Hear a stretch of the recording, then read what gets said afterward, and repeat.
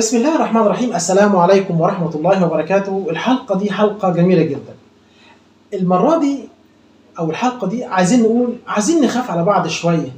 دي صعبة. عارفين أكتر حاجة بقى تزعل في الزمن ده إيه؟ إن بقينا سريعين جدا في الحكم على الناس وبطيئين جدا في الحكم وبطيئين جدا في الخوف عليهم. أول ما نسمع حد غلط أو نشوف فيديو أو نقرأ خبر نبدأ نحكم ونهاجم ونتكلم، ويمكن كمان نفرح إن لقينا غلطة لحد، مع إن الطبيعي واللي ديننا علمه لنا إن أول إحساس يتحرك جوانا يكون ده: يا رب اهديه، يا رب اصلح حاله، يا رب نجيه. لأن المؤمن الحقيقي لما يشوف أخوه بيغلط قلبه بيتوجع عليه، مش بيشمت فيه.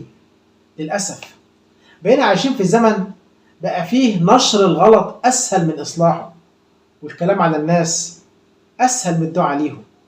بقينا ننسى إن كل واحد فينا عنده معركة محدش شايفها، وابتلاء محدش يعرفه، وظروف يمكن لو عشناها كنا وقعنا في نفس الغلط أو أكتر.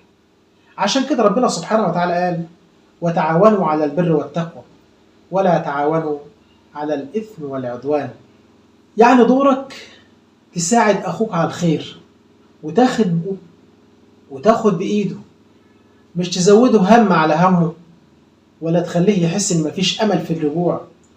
والنبي صلى الله عليه وسلم قال: الدين النصيحة. تخيل النبي لخص الدين في كلمة واحدة: النصيحة، مش الفضيحة ولا التشهير ولا التقليل من الناس. في فرق كبير بين واحد بينصح لأنه خايف عليك، وواحد بيتكلم لأنه عايز يثبت إنه أحسن منك. الإنسان اللي بيحبك لو شايف منك غلطة هيحاول يسترك وينصحك بينك وبينه. أما اللي هدفه يفضحك فهو في الغالب مش بيدور على مصلحتك، هو بيدور على انتصار لنفسه. ربنا سبحانه وتعالى أمرنا إننا نكون رحماء ببعض. قال تعالى: إنما المؤمنون إخوة.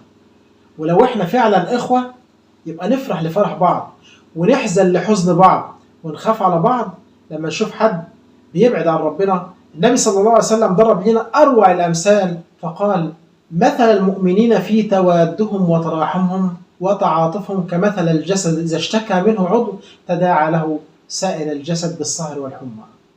صدق رسول الله صلى الله عليه وسلم. بص للتشبيه ده، الجسد كله بيتألم علشان عضو واحد تعب. احنا بقينا ساعات بنتفرج على بعض، بتتفرج على اخوك وهو بيتعب، ويمكن نزود عليه وجعه بكلمة، بسخرية، بتعليق. ووقت كتير بننسى ان احنا كمان معرضين للضغط ده ومعرضين للغلط ده.